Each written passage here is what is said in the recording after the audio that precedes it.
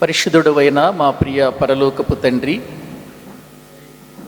మీ శ్రేష్టమైన ఘనమైన ఉన్నతమైన నామానికి స్తోత్రాలు చెల్లిస్తూ ఉన్నాం.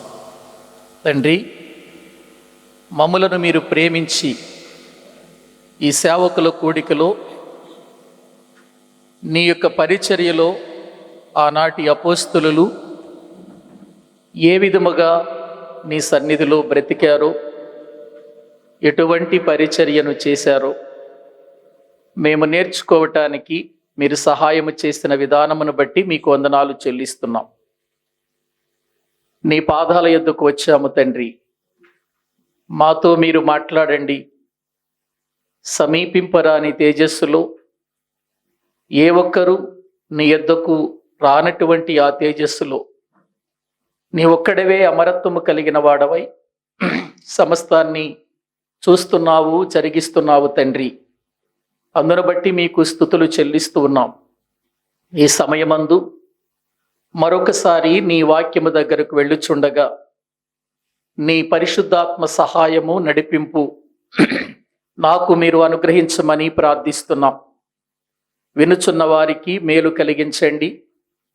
నీ మాటల ద్వారా మమ్మలను ప్రోత్సహించి బలపరిచి నీ పరిచర్యలో ముందుకు కొనసాగుటకు మమ్మల్ని అందరినీ మీ యొక్క ఆత్మచేత నడిపించమని ప్రార్థిస్తూ ఉన్నాం.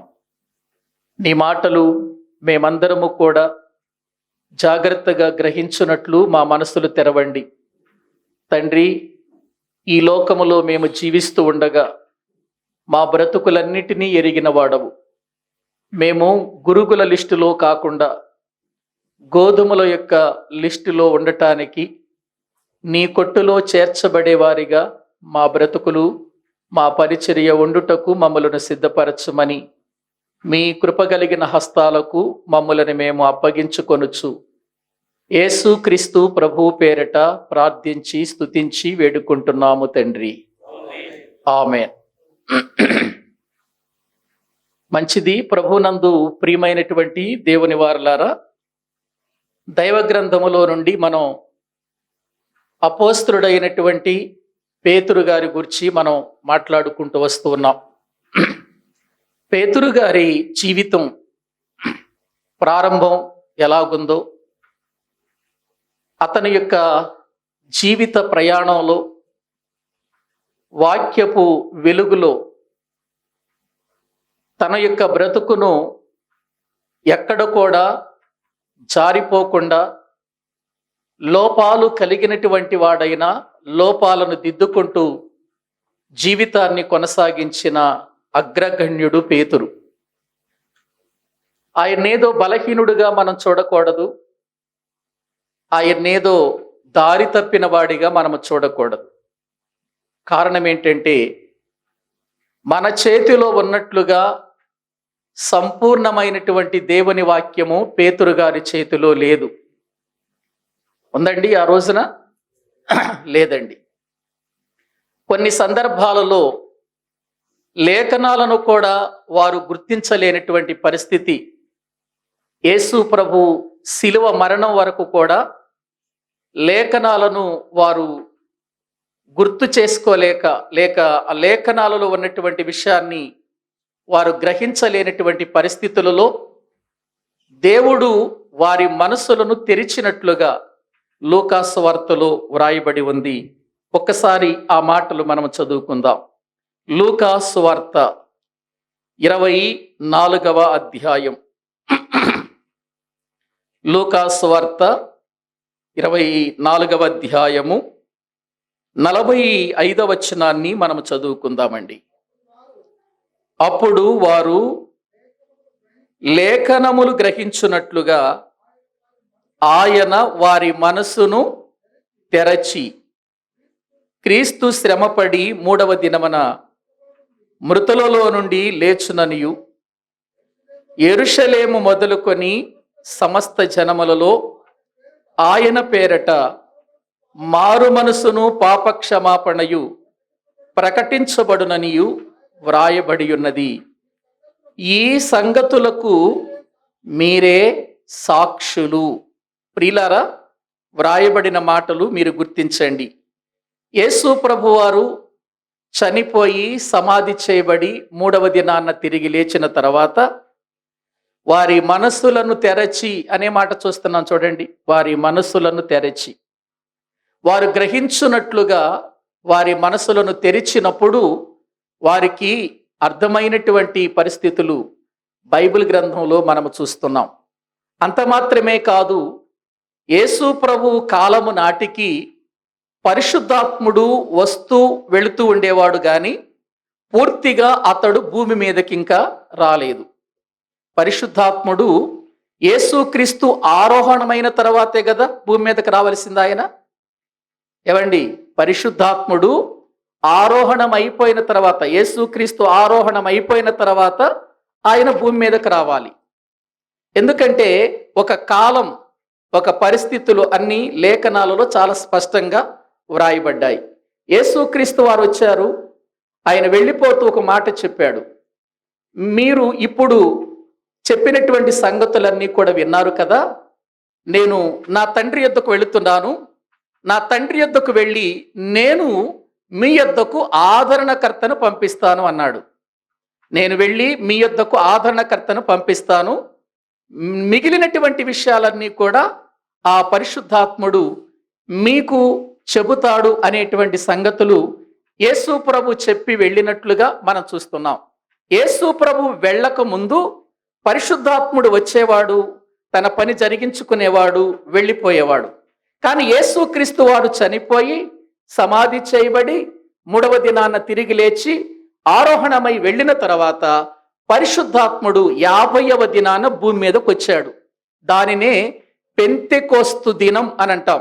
పెంతెకోస్తు అనే మాటకు అర్థం 50వ దినము అని అర్థం. పెంతెకోస్తు అనే మాటకు అర్థం 50వ దినం. ప్రియులారా, ఆ 50వ దినాన్న యేసుక్రీస్తు వారు ప్రియులారా వెళ్ళిపోయి తండ్రి కుడి పార్శ్వమున కూర్చున్న తర్వాత పరిశుద్ధాత్ముడు భూమి మీదకి వచ్చాడు. పరిశుద్ధాత్ముడు భూమి మీదకి వచ్చినప్పుడు పరిశుద్ధాత్మ మొదటిగా ఎవరి మీద దిగింది అనంటే శిష్యుల మీదే దిగినట్లుగా అపోస్తుల కార్యముల గ్రంథం 2వ అధ్యాయములో మనము చూస్తూ ఉన్నాం. ఇవన్నీ ఒక్కొక్కటి చెప్పుకుంటూ వెళ్ళటానికి మనకు సమయం లేదు కాబట్టి నేను త్వరగా ముందుకు వెళుతూ ఉన్నాను. ప్రియులారా, ఎప్పుడైతే పరిశుద్ధాత్ముడు భూమి మీదకి వచ్చాడో పరిశుద్ధాత్మతో నిండినటువంటి ఈ అపోస్తులు వారికి రానటువంటి భాషలలో కూడా దేవుని వాక్యాన్ని ప్రకటించవలసి వచ్చింది. అక్కడ ఎందుకు?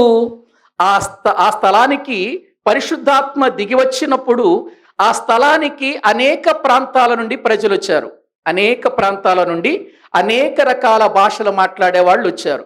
ఇప్పుడు అనేక రకాల భాషలు మాట్లాడే వాళ్ళు వచ్చినప్పుడు వీళ్ళు కేవలం వీళ్ళకు వచ్చినటువంటి హెబ్రీ భాష మాత్రమే మాట్లాడారనుకో, లేదు వీళ్ళకు వచ్చినటువంటి గ్రీకు మాట్లాడారనుకోండి, మిగిలిన వాళ్ళందరికీ అర్థం కాదు కదా. అందుకని ఈ పరిశుద్ధాత్ముడే వారి నాలుకలను విభాగించి వారి యొక్క భాషలలో వీళ్ళు మాట్లాడునట్లుగా వారి యొక్క ప్రియులార జీవితాలను వాడుకున్నట్లుగా మనం చూస్తున్నాం. అప్పుడు వాళ్ళందరూ అనుకున్నారు, వీళ్ళు గలిలయులు కారా, మన భాషలో మాట్లాడుతున్నారేంటి వీళ్ళు అనుకున్నారా లేదా? అపోస్తుల కార్యముల గ్రంథం చూడండి ఒక్కసారి. ప్రియులారా, దేవుని వాక్య భాగములో అపోస్తుల కార్యముల గ్రంథం బైబిల్ తెరచి మీరందరూ కూడా గమనించండి ప్రియులారా, ఈ మాటలు మనకి ఎంత అవసరం. 5వ వచనం, 2వ అధ్యాయము 2వ అధ్యాయం. ఆ కాలమున ఆకాశము క్రింద నుండి ప్రతి జనములో నుండి వచ్చిన భక్తి గల యూదులు యెరూషలేములో కాపురముండిరి. ఈ శబ్దము కలుగగా జనులు గుంపులుగా కూడి వచ్చి ప్రతి మనుషుడు తన తన స్వభాషతో వారు మాట్లాడుట విని కలవరపడిరి. అంతటా అందరూ విభ్రాంతి నుండి ఆశ్చర్యపడి, ఇదిగో మాటలాడుచున్న వీరందరూ గలిలయులు కారా? మనలో ప్రతివాడు తాను పుట్టిన దేశపు భాషతో వీరు మాటలాడుట వినుచున్నామే, ఇదేంటి అని వాళ్ళు ఆశ్చర్యపోయారు. పరిశుద్ధాత్ముడు దిగి వచ్చినప్పుడు వీళ్లకు ప్రియులారా రానటువంటి భాషలను కూడా అనుగ్రహించి అక్కడికి వచ్చినటువంటి వారందరూ అందరూ ఏ భాషలతో వచ్చారు, ఏ భాష కలిగిన వారు వచ్చారు, వారందరికీ అర్థమయ్యే రీతిలో వీళ్ళు వారి భాషలలో మాట్లాడటం ప్రారంభించారు. అప్పుడు వాళ్ళు అనుకుంటున్నారు, వీళ్ళు గలిలీయులు కదా, వీళ్ళేంటి మన భాషల్లో మాట్లాడుతున్నారు, తన సొంత భాషలతో మాట్లాడుతున్నారేంటి అని వాళ్ళు ఇదేంటి, ఇది ఆశ్చర్యకరంగా ఉంది అని ఆశ్చర్యపోయినట్లుగా వాక్యంలో చూస్తున్నాం. ఇకండి అక్కడ నుండి ప్రారంభమయ్యాడు అగ్రవీరుడు పేతురు. అతడు దేవుని యొక్క వాక్యాన్ని ఎత్తి వారి మధ్యలో ప్రకటిస్తుంటే ఒక్క దెబ్బకు 2 పిట్టలు అన్నట్టుగా ఒక్క ప్రసంగానికి 3000 మంది పడిపోయారు ప్రభు పాదాల దగ్గర. ఎవరు ప్రసంగిస్తే? పేతురు ప్రసంగిస్తే. ఏంటి ఆయన ప్రసంగంలో అంత శక్తి, అంత బలం వచ్చిందా ఏంటి? ఒక్క ప్రసంగానికి 3000 మంది చేర్చబడ్డారా? అవునండి. ఒక్క మాటలో చెప్పాలంటే అసలు బైబిల్ గ్రంథంలో పరలోకపు తాళపు చెవులు ఎవరి చేతికి ఇచ్చాడు ఆ రోజున ప్రభు? పేతురు చేతికి ఇచ్చాడు. పేతురు చేతికి ఇచ్చాడు. నువ్వు సంఘమును కట్టాలి, నీవు సంఘాన్ని కట్టాలి అని పేతురికే ఇచ్చాడు కదా. ఒక్కసారి మత్తయి సువార్తలోనికి వద్దాం రండి. 16వ అధ్యాయము దేవుని వాక్య భాగములో మనము చూస్తే 18వ వచనాన్ని చదువుకుందాం. 18వ వచనం, మరియు నీవెవరివి? పేతురువు, రాయివి కదా. ఈ బండ మీద నా సంఘమును కట్టుదును, పాతాళలోక ద్వారములు దాని ఎదుట నిలవనేరవని నేను నీతో చెప్పుచున్నాను.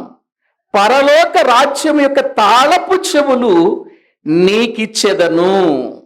ఏవండి, పరలోకపు జ్ఞానం అప్పటి వరకు మూసుకుపోయింది.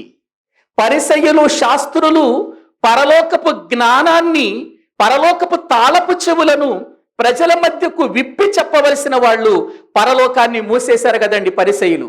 అందుకే బైబిల్ గ్రంథములో వ్రాయబడినటువంటి మాటలు మనం చూస్తే, మీరు పరలోకమును మూసివేయుదురు, మీరు పరలోకానికి వెళ్ళరు, వెళ్ళే వారిని కూడా వెళ్ళనివరని పరిసయ్యులతో చెప్పినటువంటి సందర్భం మనకు తెలుసు కదా. గమనించండి.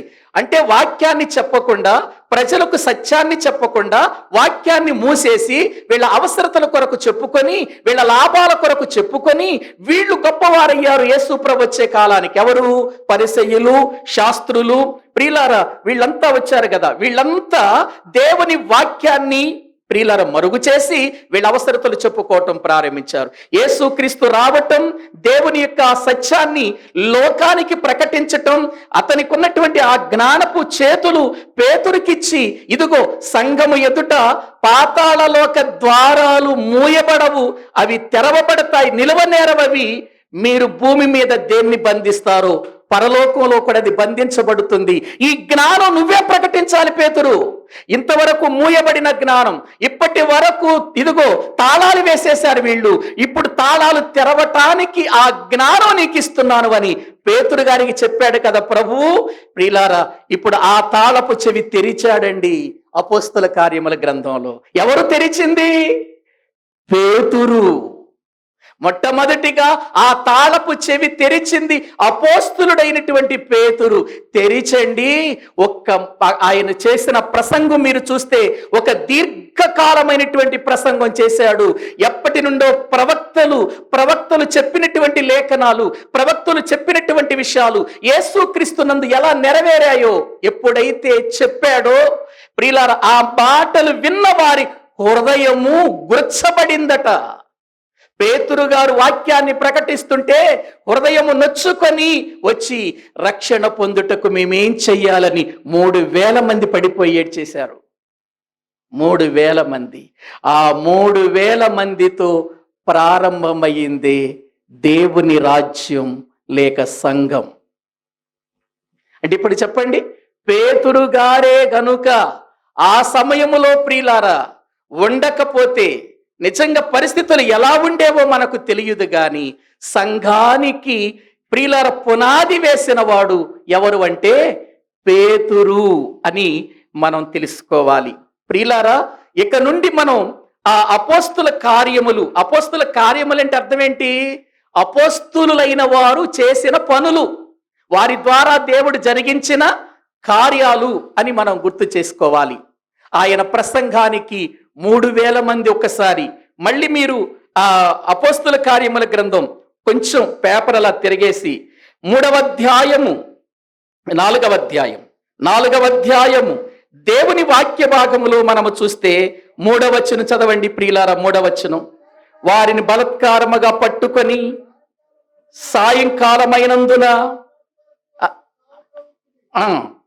వాక్యము వినిన వారిలో అనేకులు నమ్మిరి.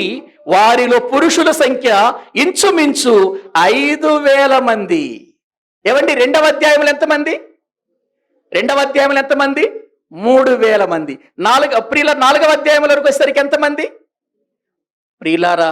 4000 మంది. 4000 ప్రసంగాలు చెప్పిన ఒక్కరు రక్షణ పొందరు. ఈ రోజున 4000 ప్రసంగాలు చెప్పిన ఒక్కరు రక్షణ పొందే పరిస్థితులు లేవు.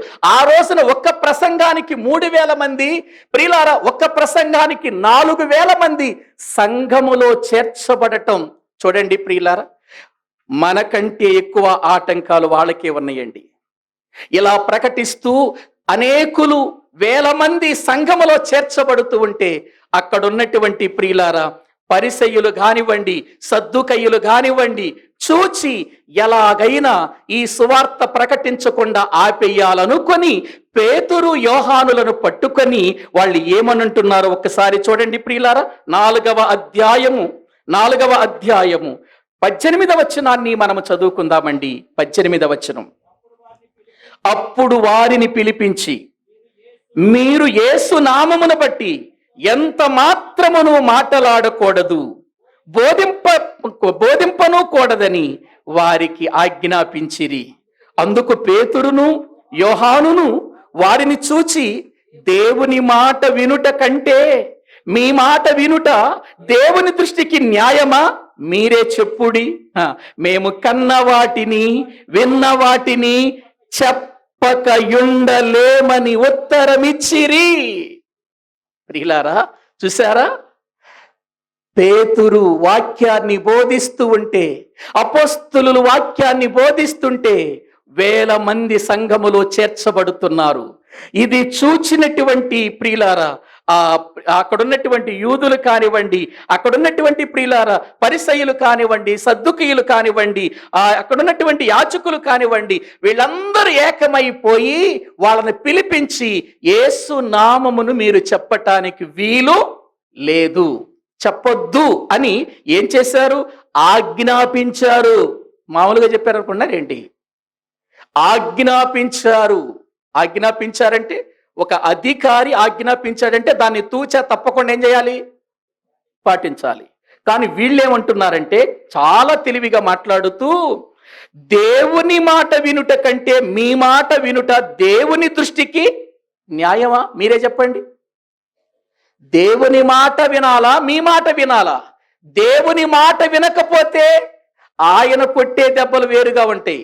మీ మాట వినకపోతే మీరు కావలిస్తే ఏమన్నా చంపుతారేమో.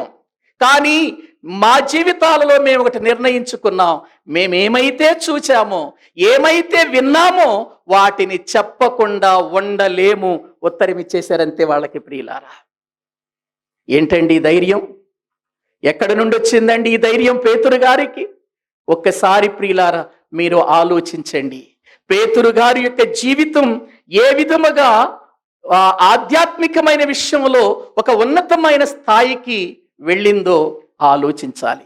ఇక ఆ తర్వాత 3వ అధ్యాయములో ప్రియులారా మనము చూస్తాం. 3వ అధ్యాయములోనికి వస్తే పేతురు యోహానులు ఇద్దరు కూడా అపోస్తల కార్యముల గ్రంథంలో ప్రార్థన చేయుటకు దేవాలయానికి వెళ్ళిపోతూ ఉంటారు. అక్కడ పుట్టినది మొదలుకొని కుంటివాడొకడు ప్రియులారా మోసుకొని రాబడుతూ ఆ మందిరం ముందు పెట్టబడుతున్నాడు. వచ్చేవారిని వెళ్ళేవారిని వాడు భిక్షం అడుగుతున్నాడు. పేతురు యోహాను చూచినప్పుడు వీళ్ళ దగ్గర ఏమైనా దొరుకుతుందని వాళ్ళ వైపు చూచి ఎదురు చూస్తూ ఉన్నప్పుడు వెంటనే పేతురు యోహానులు ఆ వ్యక్తిని చూచి అన్నారు, మా యొద్ద వెండి బంగారములు లేవా? వీళ్ళకి దీవెన లేదా? దేవుని నమ్ముకున్నారుగా, దేవుని పరిచర్యకు వచ్చారుగా, సమస్తాన్ని విడిచిపెట్టి వీళ్ళ దగ్గర లేవా? వెండి బంగారాలు ఏమి సంపాదించలేదు వీళ్ళు? ఏవండి, వీళ్ళు వెండి బంగారాలను సంపాదించలేదా? లేదండి.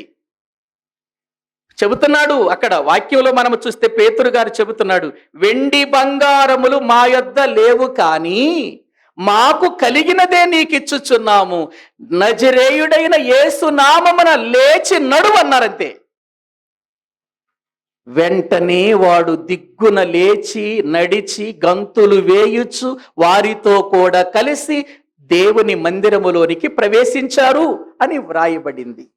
ప్రియులారా, ఆలోచించండి. ఇక్కడ పేతురు గారి యొక్క బలము, పేతురు గారి యొక్క శక్తి, పేతురు గారి ఔన్నత్యం మీరు ఆలోచించండి. ఏ విధంగా ఏంటి, వాళ్ళ దగ్గర వెండి బంగారాలు లేవు అని అంటున్నారు. వెండి బంగారాలు లేవు నిజంగానే. ఇంకొక మాట చెప్పనా, ఒకవేళ వాళ్ళ దగ్గర వెండి బంగారాలుండి, ఒకవేళ వాడికి ఒక అరకిలో బంగారం ఇచ్చి ఉన్నారనుకో, లేదు ఒక అరకిలో వెండి ఇచ్చి ఉన్నారనుకో, వాడు కాళ్ళు వచ్చాయనా? ఏవండి, ఇప్పుడు చెప్పండి, వాళ్ళు ఏం కలిగి ఉన్నారంటే వెండి బంగారముల కంటే కూడా శక్తివంతమైన విలువైన యేసు నామమును కలిగి ఉన్నారు. ప్రియులారా, మరి ఈరోజు ఎందుకండి డబ్బులు లేవండి, చింతిస్తున్నానండి, ఇంట్లో గడవటం లేదండి, వేదనతో ఉన్నానండి, సమస్యలు ఎక్కువైపోయినాయండి, ఇల్లు లేదండి, అది లేదండి, ఇది లేదని ఎందుకు బాధపడుతున్నారండి? అన్నిటికీ మించిన యేసు నామం ఉంది కదా నీ జీవితంలో. అంతకంటే మించిందేముంది? దాన్ని విలువగా చూస్తే భూమి మీద ఏది పనికిరాదు. యేసు నామము ఎంత గొప్పదో విలువైందిగా చూస్తే ఈ లోకములో ఎందుకు పనికిరాదు? యేసు నామం ఎంత గొప్పదో తెలుసా? హెబ్రీలకు రాసిన పత్రిక. మీరేదో ఒక్క మాట నోటి ద్వారా మాట్లాడితే వచ్చేటువంటి చిన్న మాట అనుకుంటున్నారు. అది ఎంత గొప్పదో, యేసు నామము ఎంత హెచ్చింపబడిందో. హెబ్రీలకు రాసిన పత్రిక 1వ అధ్యాయము, హెబ్రీలకు రాసిన పత్రిక 1వ అధ్యాయము 1వ వచనము నుండి మనము చదువుకుందాం. పూర్వకాలమందు నానా సమయములలోను నానా విధములుగాను ప్రవక్తల ద్వారా మన పితరులతో మాట్లాడిన దేవుడు ఈ దినముల అంతమందు మాట్లాడెను. చూడండి, ఆ మాటలు మీరు బాగా గమనించండి ప్రియులారా.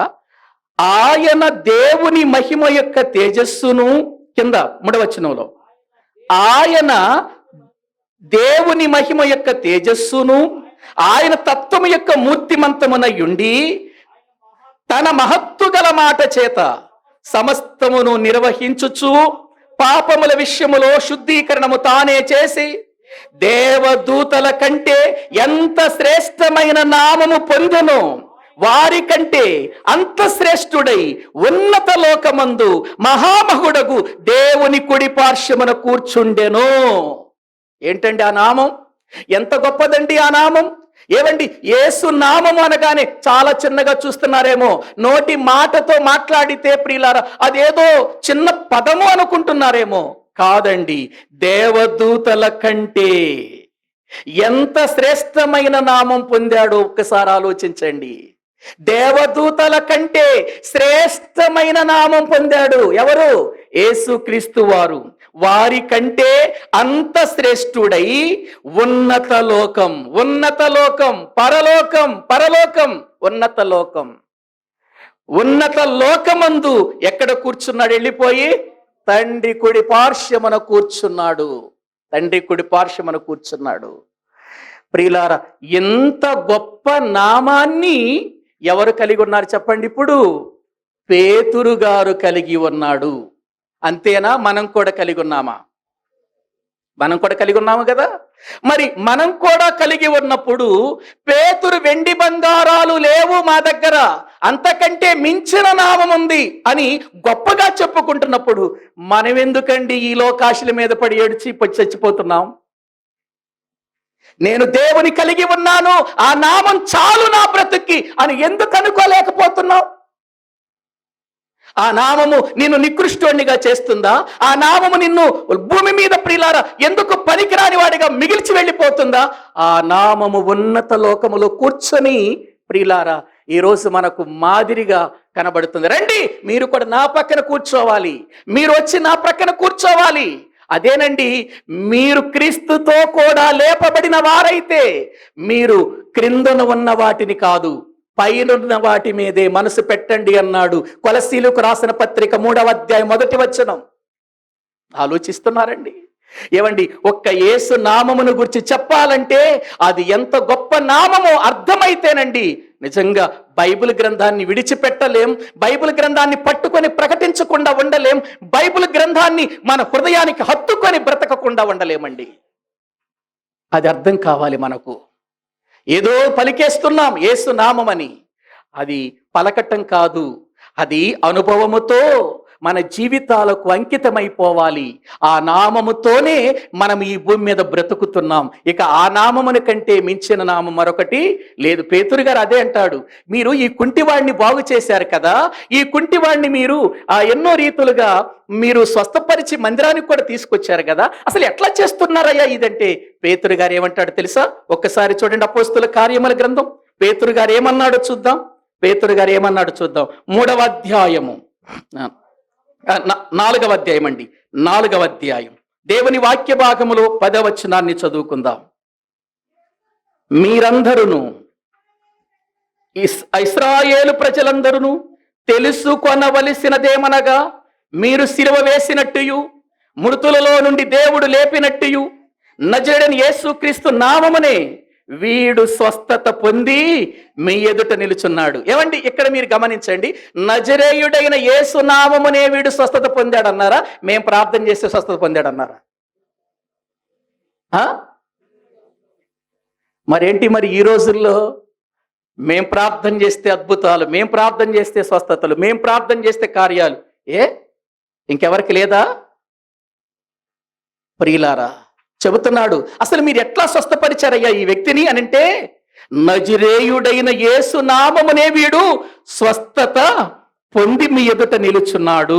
మీరు ఏ రాయనైతే తృణీకరించారు, మీరు ఏ యేసునైతే వద్దనుకుని సిలువ వేశారో, ఆ సిలువ వేయబడిన యేసు క్రీస్తే చనిపోయి సమాధి చేయబడి ఇదిగో 3వ దినాన లేపబడ్డాడన్న విషయం మీకు అర్థం కాలేదు. ఆ యేసు నామమునే వీడు స్వస్థత పొందాడు. అలా చూపియండి యేసు ప్రభువుని, అలా గొప్పగా చూపించండి. మేం ప్రార్థన చేస్తే ఏదో జరిగిపోయింది, మేం ప్రార్థన చేస్తే ఏదో గొప్ప కార్యం జరిగిపోయింది, మిమ్మల్ని మీరు చూపించుకున్నంత వరకు శక్తి లేనిటువంటి మాటలవి, ఉపయోగం లేనిటువంటి మాటలవి. ప్రియులారా, పేతురు గారి యొక్క జీవిత విధానం మీరు చూడండి. ప్రియులారా, ఆ మాట్లాడుతూ అతడు ఇంకొక మాట అన్నాడు. 12వ వచనంలో చూడండి, 12వ వచనంలో, మరి ఎవని వలనను రక్షణ కలుగదు, ఈ నామమునే మనము రక్షణ పొందవలెను గాని ఆకాశము క్రింద మనుషులలో ఇయ్యబడిన మరి ఏ నామమున రక్షణ పొందలేము. అద్భుతమైనటువంటి ప్రియులారా సువార్తను చేస్తున్న వాడిగా దేవుని వాక్యములో మనము చూస్తున్నాం. ప్రియులారా, అలా పేతురు గారిని గూర్చి మనం చెప్పుకుంటూ వెళితే సంఘానికి పునాది వేసినటువంటి వాడు ప్రియులారా ఎవరు చెప్పండి? పేతురు గారు. సంఘములో దేవుని యొక్క వాక్యాన్ని, యేసుక్రీస్తు యొక్క నామాన్ని, యేసుక్రీస్తు ఇచ్చే స్వస్థతను ప్రపంచానికి ప్రియులారా పరిచయం చేసిన అపోస్తలుడు ఎవరు అనంటే మొదటి వ్యక్తి పేతురు గారే. పేతురు గారే. సంఘంలో ప్రియులారా ఈ విధముగా విస్తరిస్తున్నటువంటి కాలములో ప్రియులారా నిజంగా ఎన్నో కార్యాలు చేస్తూ మొట్టమొదటిగా అన్యజనులకు సువార్తను ప్రకటించిన వాడు కూడా పేతురే కదా. ఏవండి, కొర్నేలి కనబడతాడు మనకు 10వ అధ్యాయంలో. కొర్నేలి ఎవరు? అన్యుడండి. కొర్నేలి కనబడతాడు. కొర్నేలి అన్యుడైనా అతడు మారు మనస్సు పొందకపోయినా మంచి ప్రార్థనా పరుడు, దేవుని యందు భయభక్తులు కలిగి అతడు దేవుని సన్నిధిలో జీవిస్తున్నాడు. అప్పుడు దేవుని దూత ప్రియులారా కొర్నేలి దగ్గరకు వచ్చి, కొర్నేలి, నీ ప్రార్థనలు వినబడినాయి, నీ యొక్క ధర్మకార్యాలు దేవుని యొద్దకు చేరాయి, కాబట్టి నువ్వు ఇప్పుడు తెలుసుకోవలసిన మరొక గొప్ప విషయం ఉంది. అది నీకు తెలియాలంటే నువ్వేం చేయాలంటే యొప్పేకు మనుషులను పంపించి అక్కడ పేతురు గారు ఉంటాడు, ఆయన్ని తెప్పించుకో అని అంటాడు.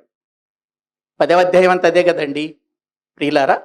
అప్పుడు వెంటనే కొర్నేలి గారు తన ఇంట్లో ఉన్నటువంటి సేవకులను పిలిచి, యొప్పేకు వెళ్ళండి, అక్కడ పేతురు గారని ఒక సేవకుడు ఉంటాడు, చర్మకారుని ఇంట్లో ఉన్నాడు, అతన్ని నా యొద్దకు తీసుకురండి, ఇదిగో దేవుని దూత నాతో ఇలా చెప్పిందని చెప్పండి అని పేతురు గారి దగ్గరకు పంపించాడు కొర్నేలి. అక్కడికి వెళ్ళినటువంటి ప్రియులారా దాసులు, ప్రియులారా అక్కడికి వెళ్ళేసరికి పేతురు గారు తను ఒక మేడ మీదకి వెళ్ళటం, అక్కడ తనకు ఒక దర్శనం రావటం, అందులో ప్రియులారా 4 చెంగులు కలిగిన ఒక దుప్పటి, ఆ దుప్పటి లోపల నానా రకాలైనటువంటి జంతువులు, నానా రకాలైన పక్షులు ఆ దుప్పట్లో పడటం, ప్రభువు ఇవి చంపుకుని తినవయ్యా అని పేతురు గారితో మాట్లాడటం. అదేంటి ప్రభువా, అవి మాకు నిషిద్ధమైనవి కదా అంటే, దేవుడు శుద్ధి చేసినవి, నీవు నిషిద్ధమని ఎంచొద్దు, తిను అని అనగానే అంతని వెంటనే ప్రియులారా ఆ కొర్నేలి ఇంటి దగ్గర నుంచి వచ్చినటువంటి మనుషులు వచ్చారని తెలియటం, అతడు కిందకి రావటం. అప్పుడు పేతురు గారు అంటాడు, ఇప్పటి వరకు నా ఆలోచన తప్పు కదా అని. దేవుడు పక్షపాతి కాడు, యేసుక్రీస్తు అందరికీ ప్రభువు. అప్పుడు గుర్తిస్తాడు. అప్పుడు గుర్తించి వెళ్ళి కొర్నేలి ఇంటి వారందరూ కూడా కూర్చుని ఉండగా, కొర్నేలికి ప్రార్థన కూటాన్ని పెట్టుకుంటాడు, కుటుంబ ప్రార్థన, బంధువులు పిలిపించుకుంటాడు, స్నేహితులు పిలిపించుకుంటాడు, ఇంటి వారందరూ అక్కడ ఉంటారు. అప్పుడు పేతురు గారు వెళ్ళి వాక్యం చెబుతుంటే దేవుని ఆత్మచేత వారు ప్రియులారా కదిలించబడిన వారై వారందరూ కూడా బాప్తీసం పొందారు. ప్రియులారా ఎవరు? అన్యులు. అంటే ఇప్పుడు అన్యుల దగ్గర కూడా మొట్టమొదటిగా సువార్త తీసుకుని వెళ్ళిన వాడు ఎవరు చెప్పండి? పేతురు గారు. అదేంటండి, ఉదయం చూస్తేనేమో అన్ని రకాలైనటువంటి పడిపోతూ లేస్తున్నట్టుగా కనపడ్డాడు, ఇప్పుడు ఏంటి అసలు విజయాల మీద విజయాలు సంపాదిస్తున్నాడు?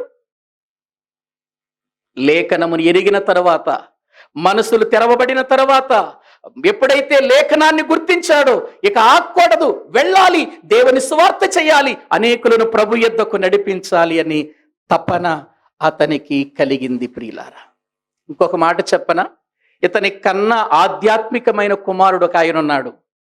ఆయన పేరు మార్కు. మార్కు సువార్త రాశాడే, మార్కు సువార్త రాశాడు మార్కు గారు ఎవరనుకుంటున్నారు? పేతురు గారి యొక్క ఆత్మీయ కుమారుడండి. పేతురు గారు ఆత్మీయ కుమారుడు. చూస్తారా, పేతురు గారు రాసిన మొదటి పత్రిక దేవుని వాక్యములో మనము చూడగలిగితే, పేతురు గారు రాసిన మొదటి పత్రిక 5వ అధ్యాయము దేవుని వాక్యములో 13వ వచనం చదవండి. బబులోనులో మీవలే నేర్పరచబడిన ఆమెయు నా కుమారుడైన మార్కు అంటాడు. చూడండి, అంటే మార్కు సువార్త రాసినటువంటి మార్కు గారు ఎవరి ఆత్మీయ కుమారుడు? పేతురు గారి ఆత్మీయ కుమారుడు. పేతురు గారు ఆత్మీయ కుమారుడు ఎందుకో తెలుసండి? ఈ మార్కు ఇంట్లోనే అనేకులు కూడుకొని ప్రార్థన చేసేవాళ్ళు యెరూషలేములో. మీకు తెలుసు కదా, అపోస్తల కార్యములు 12వ అధ్యాయం మనం చూస్తే అక్కడ జరిగిన విషయం ఏంటండి? పేతురు గారిని యాకోబుని చంపేశారు, పేతురు గారిని చెరసాలలో వేశారు. పేతురు గారిని చెరసాలలో వేస్తే సంఘమంతా కూడా కలిసి ప్రార్థన చేస్తుంది. ఎక్కడ? మార్కు తల్లి అయిన మరియా ఇంటిలో అని ఉంది కదా, 12వ అధ్యాయం 12వ వచనంలో. మార్కు తల్లి అయిన మరియ ఇంటిలో. ఈ మార్కే జాన్ మార్కు, ఈయనకి మరొక పేరుంది యోహాన్ అని. ఏవండి, ఈ యొక్క విషయాలన్నిటిని కూడా పేతురు గారు చెబుతున్న విషయాలు, పేతురు గారు మాట్లాడుతున్నటువంటి సంగతులు, ఇవన్నీ కూడా పేతురు గారి దగ్గర నుంచి సంగ్రహించి చాలా రీతులుగా ప్రియులారా అతడు ఆ మాటలకు ఒక్కసారి ప్రోత్సహించబడినటువంటి వాడై ఇదిగో మార్కు సువార్త రాశాడు. అంటే ఇప్పుడు పేతురు గారు ఎవరిని బట్టి ప్రియులారా ప్రోత్సహించబడ్డాడో తెలుసా అండి? మార్కు గారు పేతురు గారిని బట్టే. వాస్తవానికి ఒక మాటలో చెప్పాలంటే ఆ కాలం చాలా భయంకరమైన కాలం అండి, శ్రమలు అనుభవిస్తున్న కాలం. ఎందుకంటే పరిస్థితులన్నీ తారుమారైపోయినాయి, క్రైస్తవుల మీద ఎన్నో దాడులు జరుగుతున్నాయి, క్రైస్తవులందరూ చెదిరిపోయారు ప్రియులారా, అనేక ప్రాంతాలకు చెదిరిపోయారు. ఆ చెదిరిపోయినటువంటి చెదిరిపోతున్న సమయంలో పేతురు గారు మొదటి పత్రిక రాస్తాడు. చెదిరిపోయిన వారిని బలపరచాలని, చెదిరిపోయిన వారిని ఇదిగో ఎక్కడ కూడా తప్పిపోకుండా సరైన విధానంలో పెట్టాలని పేతురు గారు అది రాస్తుంటే, దానికంటే ప్రియులారా ముందుగా మార్కు గారు యేసుక్రీస్తును గూర్చి, ఆయన చేసిన కార్యాలను గూర్చి నేను చెప్పాలని మార్కు సువార్త రాస్తాడు. పేతురు గారి పత్రికకు మార్కు సువార్తకు పెద్ద తేడా ఉండదు. కొద్ది కాలములోనే రోములో ఉండి ఆ మాటలు రాసినట్లుగా మనం చూస్తాం. గమనించాలి. ఈ విషయాలు రోములో ఉండి ఆయన మార్కు సువార్త, ఈయనేమో ప్రియులారా పేతురు గారేమో ఈ యొక్క పత్రిక రాసినట్లుగా మనం చూస్తున్నాం. అందుకే పేతురు పత్రికలో ఎక్కడ చూసినా కూడా పేతురు గారు శ్రమలను గురించే రాస్తాడు. ఆనాడు కాలం ఎట్లా ఉందంటే రండి చూద్దాం. పేతురు గారి మొదటి పత్రిక, పేతురు గారు రాసినటువంటి మొదటి పత్రిక, పేతురు గారు ఆ పత్రిక రాసే సమయానికి పరిస్థితులు ఎట్లా ఉన్నాయో మొదటి అధ్యాయం మొదటి వచనాన్ని చూడండి. మొదటి వచనం, యేసుక్రీస్తు అపోస్తులుడునైన పేతురు తండ్రి అయిన దేవుని భవిష్యత్తు జ్ఞానమును బట్టి ఆత్మవలని పరిశుద్ధత పొందిన వారై విధేయులగుటకు యేసుక్రీస్తు రక్తము వలన ప్రోక్షించబడుటకును ఏర్పరచబడిన వారికి, చూడండి ఎలా చెదిరిపోయారో క్రైస్తవులు చూద్దాం. అనగా పొంతు, గలతియా, కప్పదొకియా, ఆసియా, బితూనియా అను దేశముల యందు చెదిరిపోయినటువంటి వారిలో చేరిన యాత్రికులకు శుభమని చెప్పి వ్రాయినది. అంటే సంఘము ఎలా వెళ్ళిపోయిందో చూడండి, చెదిరిపోయింది. ఆ శ్రమలకు, ఆ భయంకరమైనటువంటి కష్టకాలానికి తట్టుకోలేక సంఘము పొంతు, గలతియా, కప్పదొకియా, ఆసియా, బితూనియా అనే దేశముల యందు చెదిరిపోయింది. ఈ చెదిరిపోయిన వారు మళ్ళీ ఎక్కడ దారి తప్పుతారో, ఎక్కడ విశ్వాసంలో బలహీనలు అవుతారో, ఎక్కడ ఆత్మీయ స్థితులు పడిపోతారోనని వాళ్ళకు ఉత్తరం రాస్తున్నాడు పేతురు గారు. అందుకే ఆయన మాట్లాడుతూ ఏమంటున్నాడంటే, మీరేం బాధపడొద్దు, దేవుడు మిమ్మల్ని దాస్తున్నాడు, శ్రమల కాలమందు మీరేమి దుఃఖపడాల్సిన అవసరం లేదంటాడు. చూడండి 6వ వచనం, 5వ వచనం చదవండి. 5వ వచనం నుండి మొదటి అధ్యాయం 5వ వచనం. కడవరి కాలమందు బయలుపరచబడుటకు సిద్ధముగానున్న రక్షణ మీకు కలుగునట్లు విశ్వాసము ద్వారా దేవుని శక్తి ద్వారా కాపాడబడు మీ కొరకు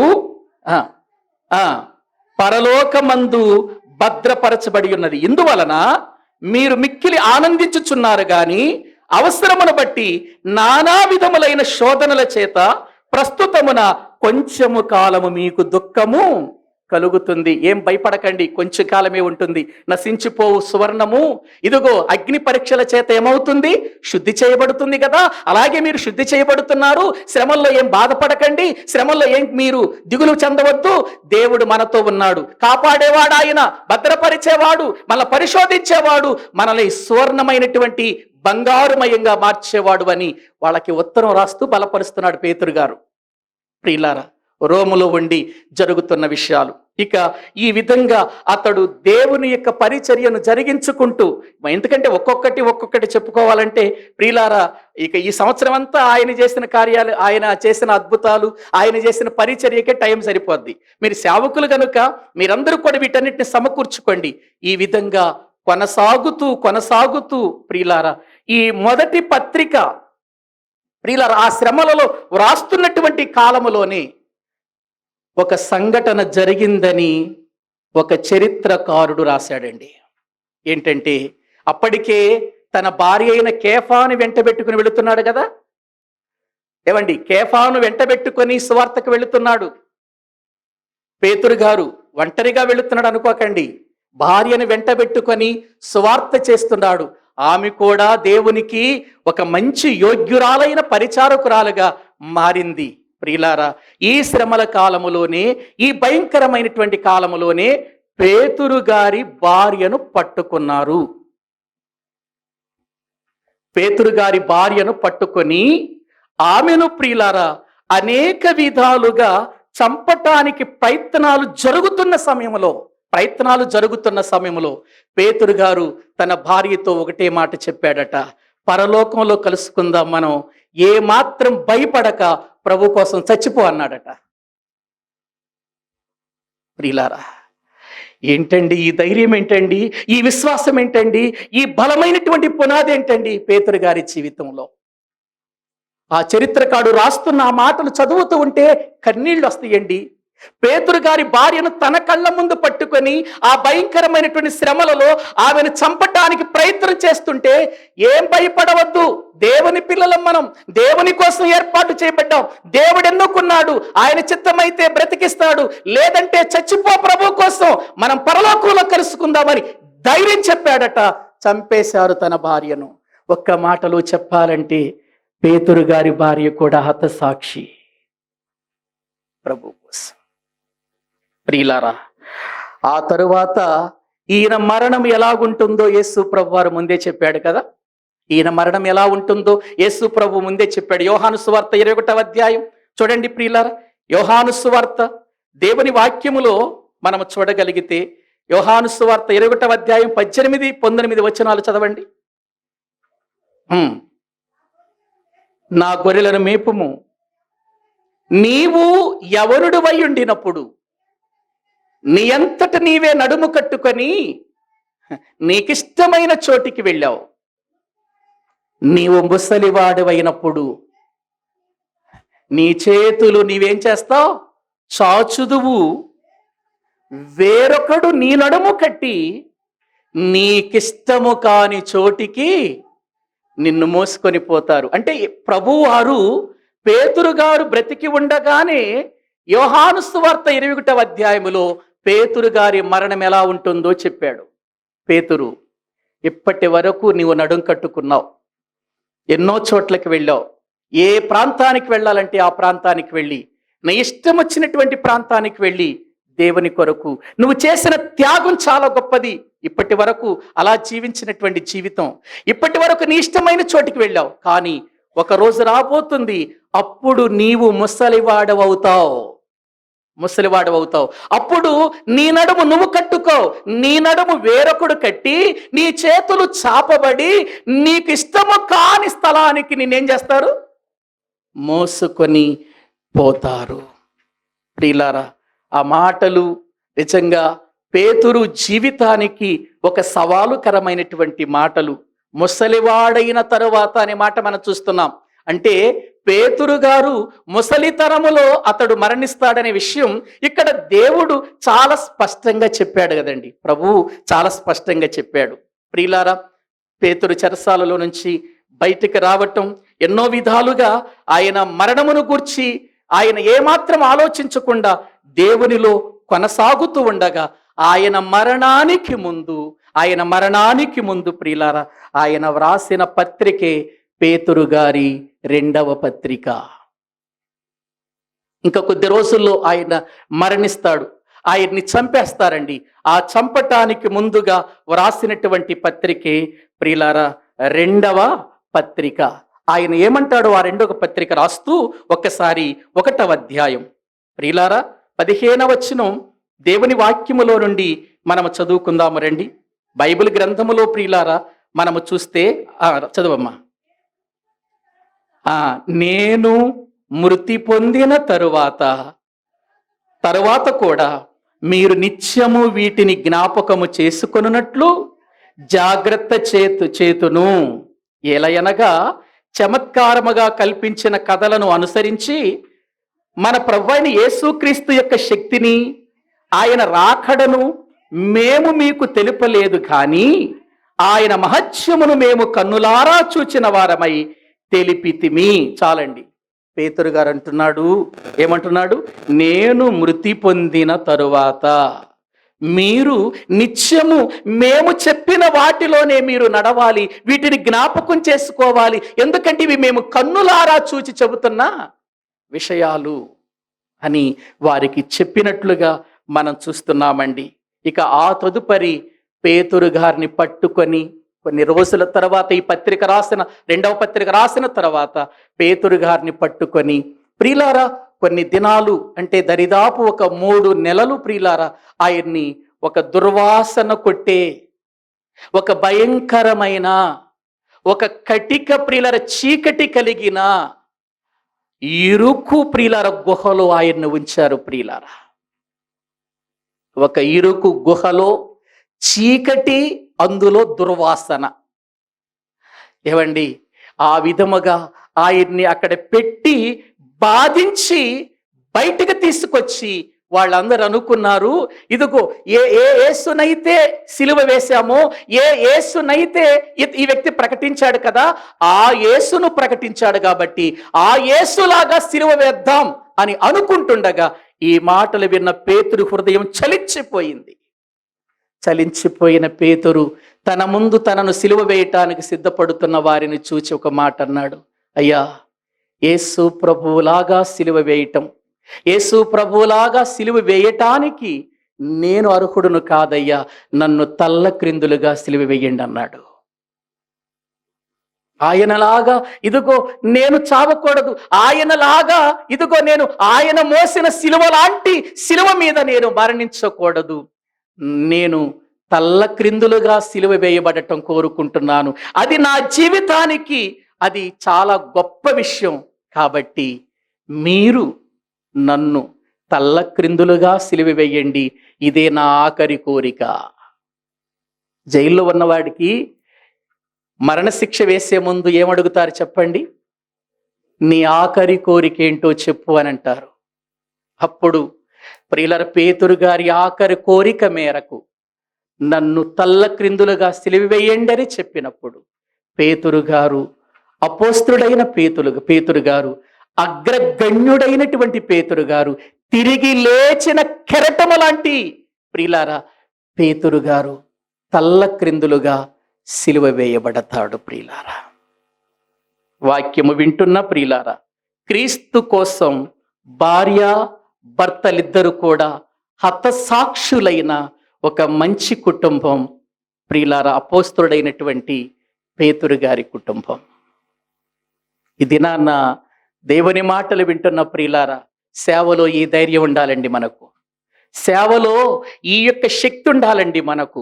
ఏదో చేసేస్తున్నారని, ఏదో జరిగిస్తున్నారని, లేకపోతే ఏదో మనల్ని నాశనం చేస్తారని భయపడి దాగుకొని మరుగు క్రైస్తవులుగా మనం ఉండాల్సిన అవసరం లేదండి. ప్రాణమున్నంత వరకు ప్రభువు మనల్ని కాపాడినంత వరకు, భూమి మీద మనకు ఆయుష్నిచ్చినంత వరకు ఆయన సువార్తను ధైర్యముగా ప్రకటిస్తూ అవసరమైతే దేవుని కోసమైన ప్రాణాలు పెట్టడానికి మనము సిద్ధపడవలసిన వారమై ఉంటున్నాం.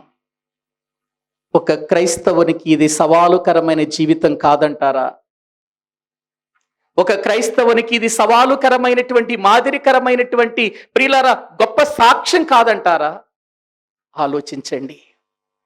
పేతురు గారు, అపోస్తుడైనటువంటి పేతురు గారు నిజంగా ముసలితనము వరకు కూడా దేవుని పరిచర్య చేశాడు. ప్రియులారా, ముసలితనము వరకు దేవుని పరిచర్య చేశాడు. ఒక మాటలో చెప్పాలంటే ముసలితనం వచ్చినా చచ్చేంత వరకు కూడా ఏం చేశాడు? ఆయన దేవుని యొక్క సేవలోని ఉండిపోయాడు. ఒక ప్రక్క తన కళ్ళ ముందే భార్యని చంపిన ధైర్యంతో అదే ప్రియులార సేవను చేస్తూ అతడు కూడా మరణించటానికి ఇష్టపడ్డాడు. తన ప్రాణాలు ప్రభు కోసం అర్పించిన వాడిగా మనం చూస్తున్నాం. ప్రభు కోసం హతసాక్షి అయిన అగ్రగణ్యుడైన అపోస్తుడైన పౌలు యొక్క ప్రియులార పేతురు గారి యొక్క ఇదిగో జీవిత విధానం ఇది. మరి చెప్పండి, ఈ రోజున మన సేవ ఏంటి? ఏవండి, ఎవడో రాళ్ళు వేస్తున్నాడండి, దాక్కోవాలండి, ఎవడో నన్ను కొట్టడానికి ప్రయత్నం చేస్తున్నాడండి, సేవ చేయకుండా ఎక్కడికో ఒక చోటకి వెళ్ళిపోయి అక్కడ తలదాచుకోవాలండి, ఈ ఆలోచనలు అస్సలు రాకూడదు. ప్రియులారా, ఎక్కడికి చెదిరిపోయిన స్థలములోనే దేవుని సువార్త ప్రకటించాలి. ప్రియులారా, ఎంతో మంది దైవ సేవకులను కొట్టి జైల్లో వేశారు. జైల్లో సువార్త ఆగిందా? ఏవండి, జైల్లో ఆగిందా? జైల్లో రక్షించబడిన వారు ఎంతమంది ఉన్నారో. ప్రియులారా, మన సేవా జీవితం ఎలాగుంది? ఈ 2024వ సంవత్సరం మనల్ని ఉంచి ఎందుకు సంఘములో ఇంకా నువ్వు కాపరగానే ఉండాలని దేవుడు నిన్ను నన్ను ఉంచాడంటే, నువ్వు ఒక సిగ్గుమాలిన సేవకుడిగా, పనికి మాలిన సేవకుడిగా, ప్రియులారా బెదిరిపోయే సేవకుడిగా, లేకపోతే సిగ్గునందే సేవకుడిగా, లేకపోతే భిన్నమైన బోధలు బోధించే గురుగు లాంటి సేవకుడిగా నువ్వు నేను ఉండకూడదు. గోధుమ వలె గట్టిగా ఉండి, స్థిరముగా ఉండి, దేవుని కోసం ప్రాణాలర్పించేటువంటి స్థితికైనా సరే సిద్ధపడి ఉండే క్రైస్తవులుగా, సేవకులుగా ఉండటానికి మనలను మనము దేవునికి అప్పగించుకుందాం. తలల వంచండి, ప్రార్థన చేసుకుందాం. ప్రియులారా, తలల వంచండి, ప్రార్థన చేసుకుందాం. నా ప్రియ సహోదరి, నా ప్రియ సహోదరుడా, దేవుని మాటలు విన్నాం. సేవలో మనకు ప్రోత్సాహకరమైనటువంటి విషయాలు ఇవి. అపోస్తులుడైనటువంటి ఇదిగో పేతురు గారి గూర్చి మనం విన్నాం. చాలా కొన్ని విషయాలు మనము ప్రియులారా నేర్చుకున్నాం. ఈ దినాన్న అతని ప్రారంభం, అతని అంతం, సమర్పణతో ప్రారంభమైన పేతురు జీవితం, అంతము వరకు ఆ సమర్పణలోనే బ్రతికాడు, అంతము వరకు ఆ సమర్పణతోనే జీవించాడు. మరి నీ సమర్పణ ఏంటి? దేనికోసం? ఆత్మల సంపాదన కోసమా, లేక లోక సంబంధమైన వాటిని సంపాదించుకోవటం కోసమా? దేనికోసం నువ్వు ఏర్పాటు చేయబడింది? అసలు ఒక మాటలో చెప్పాలంటే దేవుని బిడ్డ ఈ లోక సంబంధే కాడు. ఈ లోక సంబంధి కానప్పుడు ఈ లోకము వైపు ఎందుకు చూస్తావయ్యా నువ్వు? ఈ లోక సంబంధివి కానప్పుడు ఈ లోకములో ఉన్న వాటిని చూసి ఎందుకయ్యా అతిశయపడతావు? నువ్వు పరసంబంధి అయినప్పుడు నీ మనస్సు పరసంబంధమైందిగా ఉండాలి, నీ మనస్సు పరసంబంధం వైపే చూడాలి, నీ మనస్సు అక్కడే ఉండాలి. దానికోసమే నీ ప్రాణం, నా ప్రాణం పోవాలి. అంతే తప్ప మరొక విధానములో మనము దేవుని కోసం ప్రియులారా బ్రతికితే అది చాలా తీర్పుతో కూడినటువంటి భక్తి అవుతుంది. తీర్పులోనికి మనం వెళ్ళకూడదండి. కనుక ఒక మంచి వ్యక్తిగా అపోస్తుడైనటువంటి పేతురు గారు మన కళ్ళ ముందు ఈరోజు కనపడ్డాడు. అవన్నీ మనస్సులో పెట్టుకొని నేనెందుకు బ్రతకూడదు ఇలాగని సవాలు కరమగా తీసుకొని దేవునిలో ముందుకు వెళదాం, ప్రార్థన చేసుకుందాం. పరిశుద్ధుడవైన తండ్రి, ప్రేమ కలిగిన ప్రభువా, మీకు వందనాలు. ఈ దినాన్న మీ సన్నిధిలో నీ వాక్యాన్ని మేము ప్రభువా నాయన అపోస్తుడైనటువంటి పేతురు జీవితాన్ని బట్టి మేము విన్న ఈ మాటలు మేము ఏదో విని వెళ్ళిపోయేవారిగా కాకుండా ఇది ఆసరాగా తీసుకొని మా సేవా జీవితములో మేము బలంగా యోగ్యకరమైన వారిగా, నీ చిత్తాన్ని నెరవేర్చేవారిగా, నీ ప్రణాళికలో మేము జీవించేవారిగా మమ్మల్ని సిద్ధపరచండి, దీవించండి. ప్రతి సేవకుని కుటుంబాన్ని ప్రోత్సాహకరమైన మాటలతో నాయన ముందుకు నడిపించమని, రాబోయే కాలములో మరిన్నో సంగతులు మేము నేర్చుకొని నీ సన్నిధిలో బలంగా పని చేయగలిగిన వారిగా మమ్మల్ని సిద్ధపరచమని మీ చేతులకు అప్పగించుకుంటూ మా ప్రభు, మా రక్షకుడు, మీ ప్రియ కుమారుడైన యేసుక్రీస్తు నామములో ప్రార్థించి స్తుతించి వేడుకుంటున్నాము తండ్రి. ఆమేన్. ఆమేన్. అందరికీ వందనాలు.